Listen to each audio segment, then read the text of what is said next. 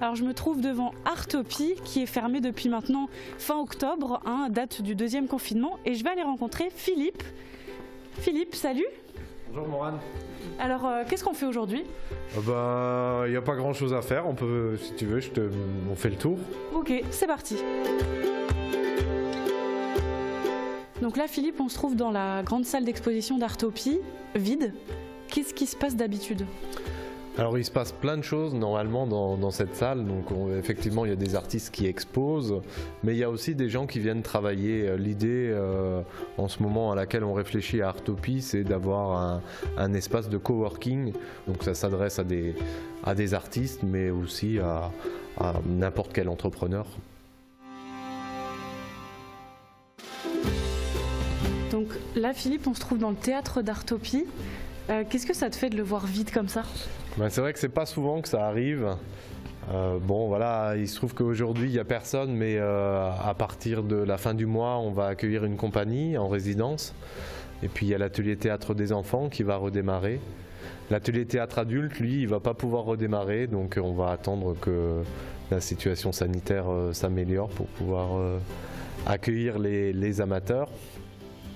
Alors ici c'est tout nouveau, il y a quelque chose qui se prépare, est-ce que tu peux nous en dire plus? Oui, alors il y a deux artistes, Maria et Sylvie, qui sont en train d'installer un atelier de sérigraphie ici.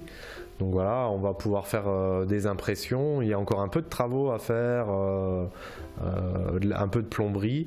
Et puis voilà, l'atelier sera fonctionnel très rapidement, elles pourront travailler et puis on pourra accueillir le public. Alors ici c'est l'atelier couture et la fripe, donc voilà, il y a des gens qui viennent coudre, qui apprennent à coudre, qui cousent pour elles. C'est que des femmes en fait, et qui réalisent aussi les costumes pour le théâtre, voilà. C'est à l'arrêt, ouais. Très bien. Bah écoute, merci Philippe pour ce petit tour du propriétaire. Donc Philippe, tu es coordinateur de l'association et Artopie est toujours fermée. Quel est ton sentiment face à ça?